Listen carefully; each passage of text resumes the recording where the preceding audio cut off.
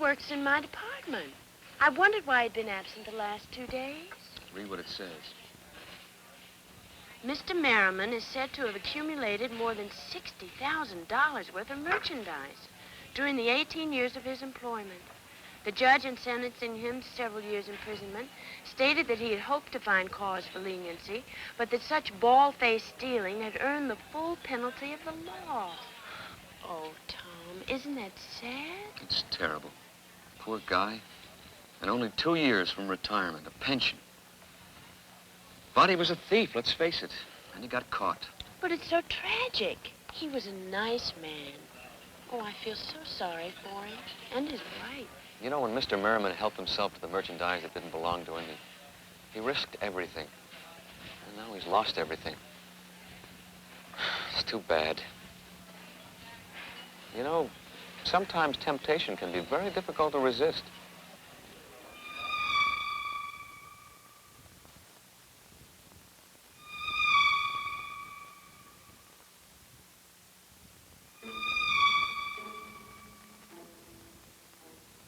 Temptation is a fundamental factor in merchandising.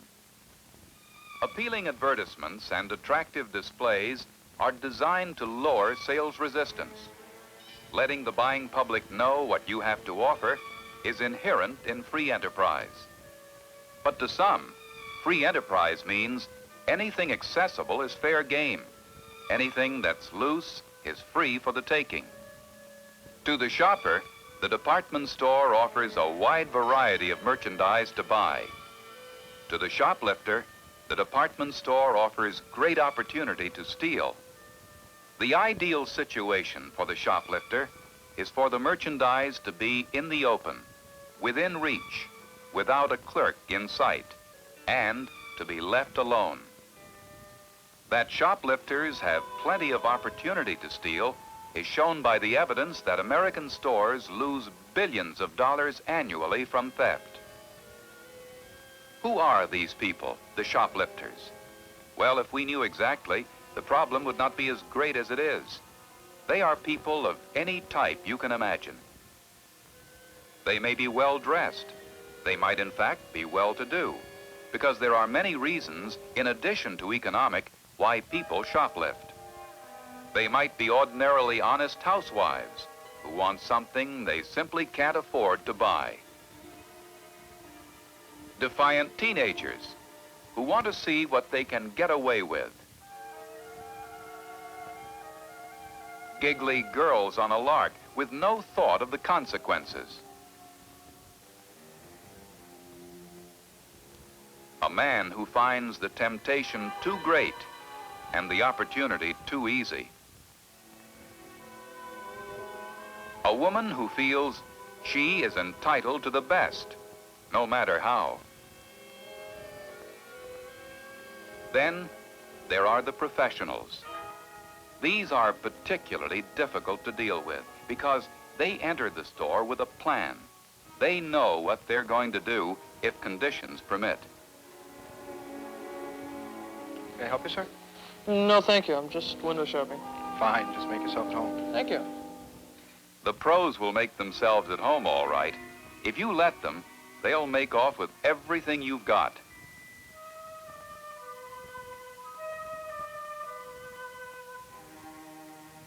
The professional shoplifter is practiced and clever. The professional shoplifter is especially effective when working with a partner or as a team. So, when your approach to a customer is, May I help you?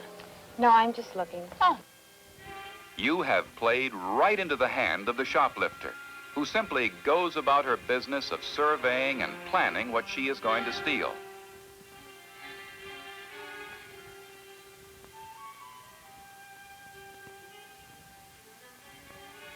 The professionals know how to take advantage of clerks who are busy, too occupied to keep an eye on all the merchandise. The professionals operate best when the store personnel is most inattentive.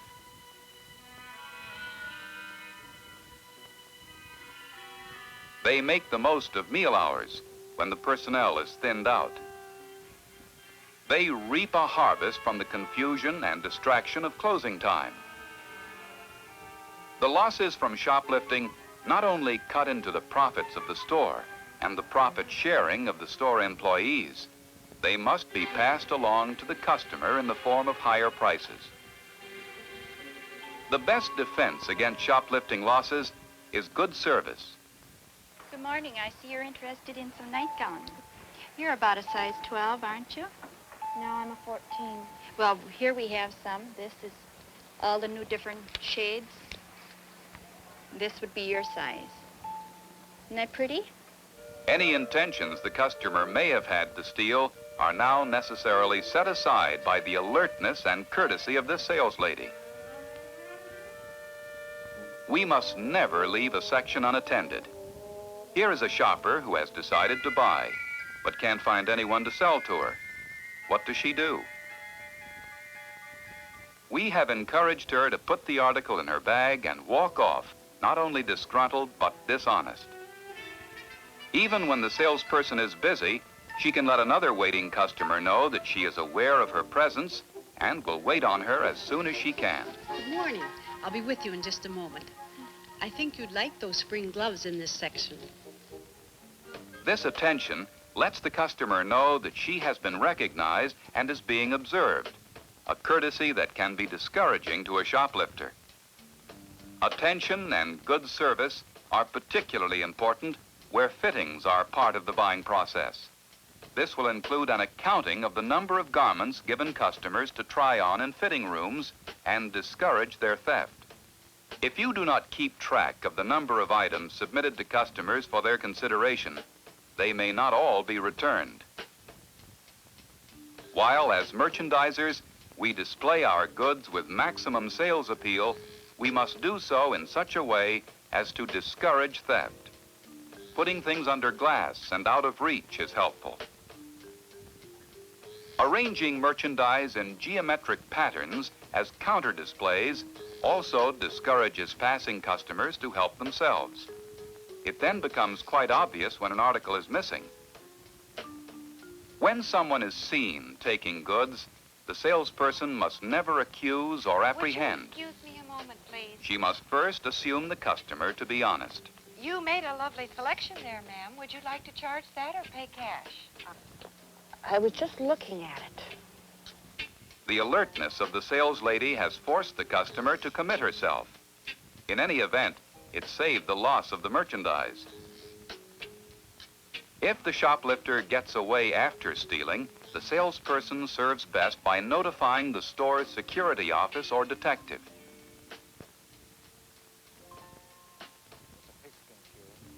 Of course, it is always better to protect the merchandise and prevent theft if possible.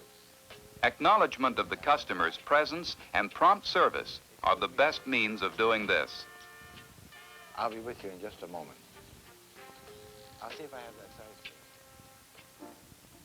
We are also under moral obligation to the community to deter shoplifting so that any tendency toward the criminal life is discouraged.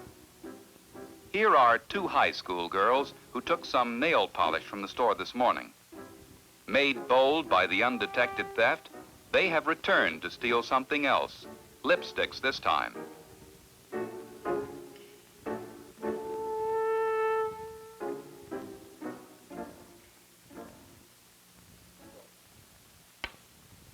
Girls, you're both old enough to know that stealing is against the law.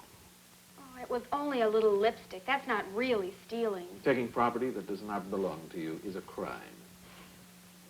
Don't tell my mother, please. It'll hurt her so much. Both of these girls are from good, substantial families. They just thought it was a cool idea to get away with something. They had the money to pay for what they took.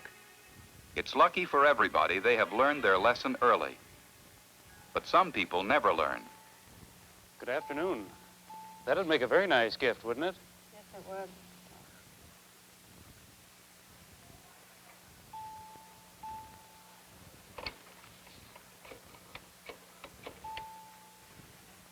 Security? There's a woman in men's accessories. She's wearing a black coat, carrying a brown leather bag. And wearing a flat black hat. I think somebody ought to keep an eye on her. Right. Having become suspicious of the woman shopper, the clerk has called the security office, which in turn informs the nearest guard or store detective. Okay, I'll take care of it.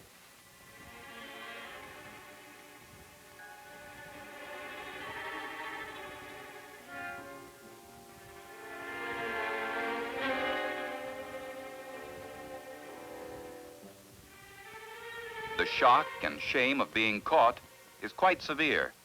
And whether it's a first offense or not, you almost always hear, I don't know why I did it. I just don't know why. Never done this sort of thing before.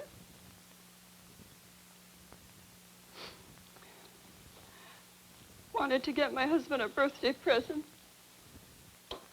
Just couldn't afford it. the store has to decide if it wishes to prosecute.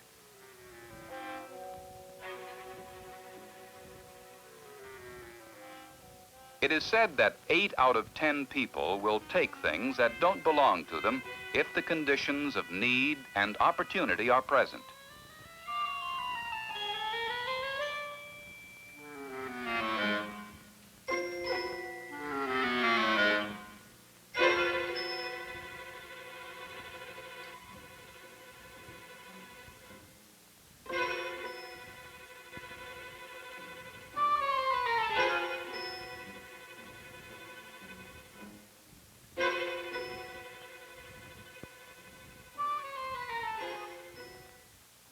As employees, we have an obligation to our customers and our store to protect potential shoplifters from themselves and to keep shoplifting losses to a minimum. If employees let other business keep them from acknowledging the presence of a customer, they are giving a person with larcenous intentions an opportunity to put them into practice. Courtesy and salesmanship are the store's way of showing that the customer is the most important person in the store. If she is inclined to buy, your service will encourage her. If she is inclined to steal, your attention will discourage her. Items out on display should be grouped geometrically or by number in a neat, orderly fashion so that any removal can be quickly spotted. Expensive merchandise should be kept in a display case, taken out for showing, and put back. The temptation to pocket such small valuables must not be aroused by easy access. All items must be accounted for, especially when they are given out to customers for their inspection or fittings.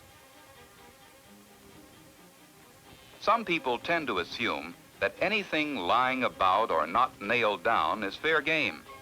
Therefore, anything given out for a try-on must be returned to the department rack or purchased, or it might, as we say, turn up missing. Keeping fitting rooms cleared of merchandise is good insurance against such loss. In the perilous game of shoplifting, everyone loses. The nation, to the tune of billions of dollars of property a year. The companies, from whom the property is taken. The shopping public, in the form of higher commodity prices. The store employees, by way of less profit sharing and other benefits. Our livelihood depends upon this store, and this store depends upon your alertness to help prevent shoplifting by adhering to these 10 basic rules. Report suspicious shoppers to the security department. Offer immediate service so that the customer won't be tempted. Prompt acknowledgement of the presence of a customer, even if you are waiting on someone else. Take the time to give a respectful sales demonstration. Always be alert and show courtesy to the customer. Never leave your section unattended. Be sure to account for the number of garments taken into a fitting room. Never leave merchandise in the open without a clerk present. Expensive merchandise should be kept in a display case. Never make a specific accusation. Yes, American retail stores lose billions of dollars annually from theft. Can you do something about it? Of course you can. Let's all start today.